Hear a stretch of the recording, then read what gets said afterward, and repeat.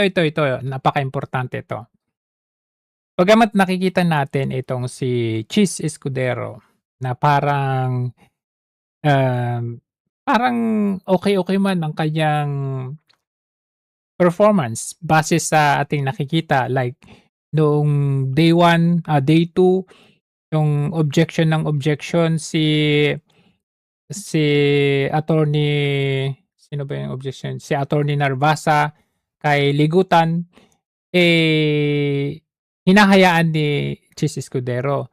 Pero nung day 3 nung objection itong si Ligutan kay Narvasa, hinahayaan ni Chis Escudero na sabi niya pasalitaan patapusin mo muna si defense, ang gano'n.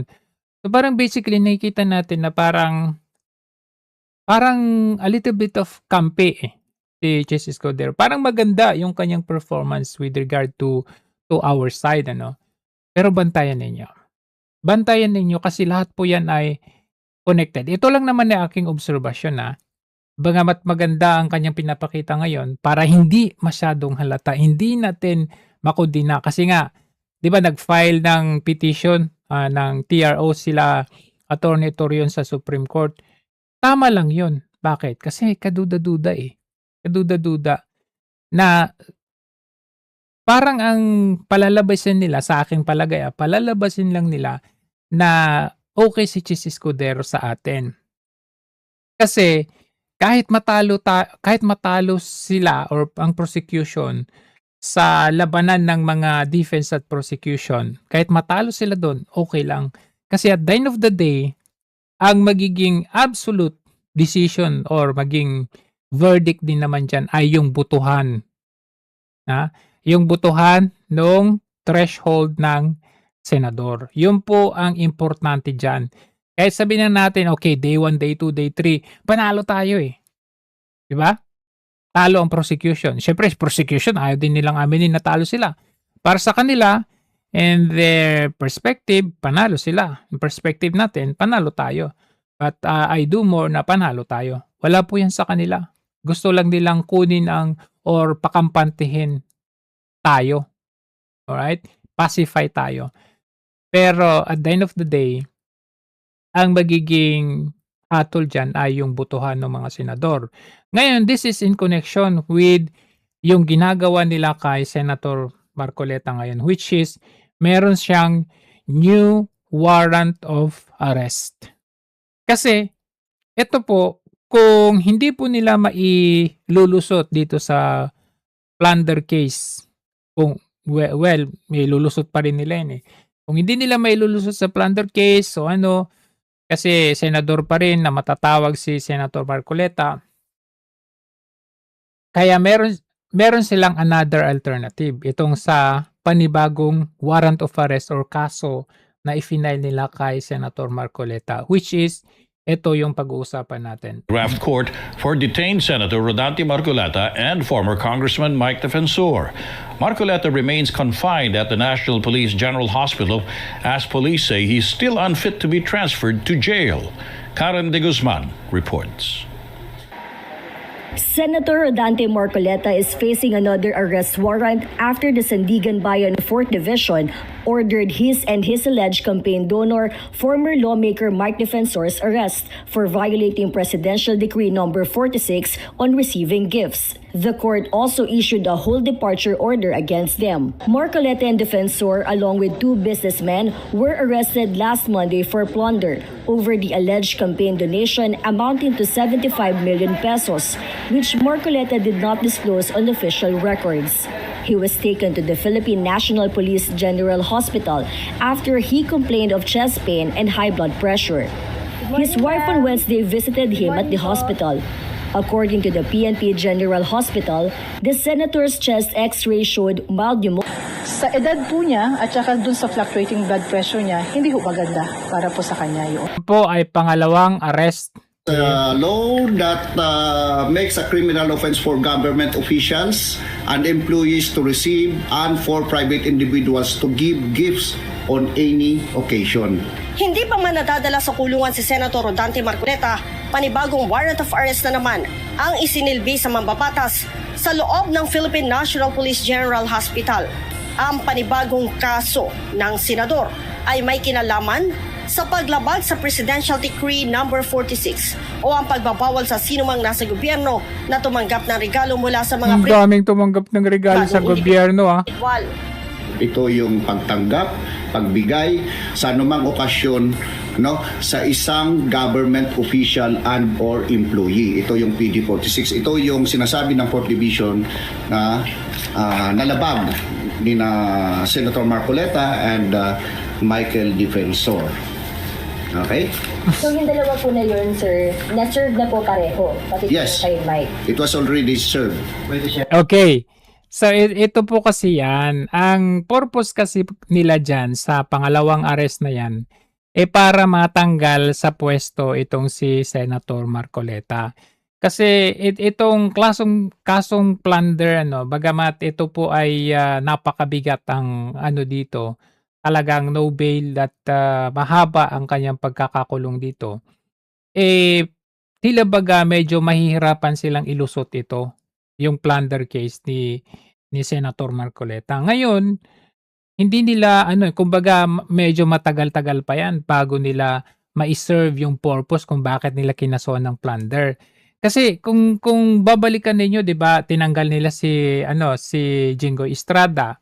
Tinanggal din nila itong si Marcoleta. This is in line doon sa impeachment kasi gusto nga nilang bawasan yung threshold nung buboto ng impeachment ni VP Sara. At since nag-umpisa na yung impeachment, nagmamadali na sila Kasi at any given time, ilang sets of hearing na yan, magkakaroon na ng verdict dyan with the voting. And of course, napaka-importante yung voting threshold nila.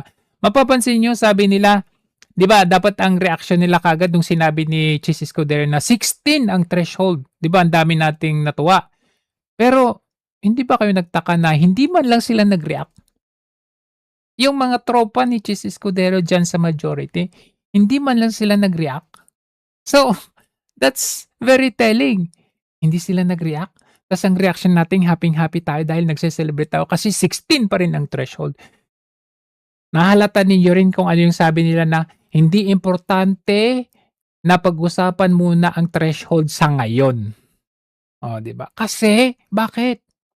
Di ba, normally nagre-react sila dyan. Pero ang sabi nila, hindi muna importante yung pag-usapan ng threshold ngayon. Kasi kailangan muna nilang lutuin.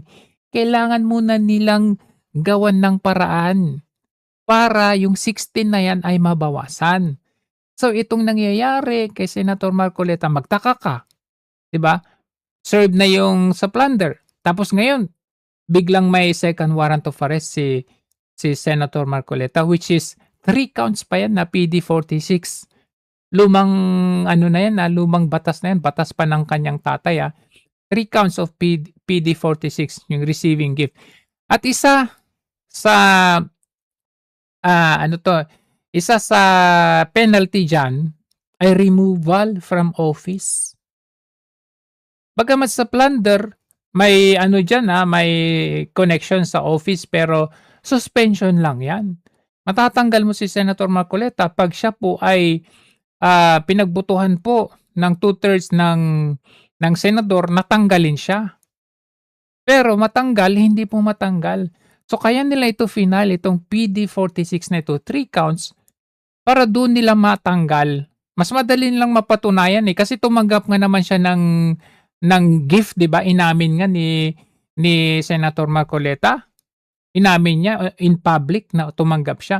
So madali nilang ma-convict si Senator Marcoleta dito sa PD46 na ito kasi inamin So ang penalty dyan, once na kinonvict, syempre mamadaliin na nila yan. Mamadaliin nila yan. Maybe before the verdict of botohan ng impeachment. Kasi by then, natanggal na yung dalawang senador, wala na yung sila Bato, yung 16 na threshold na yan, resolved na yan para sa kanila. Kaya nga magtaka kayo, wala lang sa kanila. Yung sinabi ni Chis Escudero na, no, 16 ang threshold. Hindi man lang nagpantig ang tenga nila Risa Ontiveros, nila Pangilinan, nung mga nasa majority. Kasi eto ang konektado diyan, yung ginagawa nila kay Marcoleta. Darating yan, darating ang panahon na yung 16 na yan ay magiging 14 o 13. Depende na lang kung papaano nila ireresolbahin sa pamamagitan ng patong na patong kaso, dagdag na kaso kay Marcoleta. Maybe even kay Jinggoy or maybe even kay Senator Bongo. Di natin alam, 'di ba? May in-issue din sila kay Bongo na tumanggap din daw, may construction firm, yung mga ganon. So, lahat ng mga ito ay systematic na galawan ng gobyernong ito. So, yan po ang bantayan natin. Yeah, ngayon lang, kita nyo, sinampahan si Kiko Barzaga. Tama, Kiko Barzaga. One of these days, ayan, si Erwin Tulfo, nagsampa na naman ng kaso kay Attorney Libito Baligod. So talagang ganyan ang ano nila.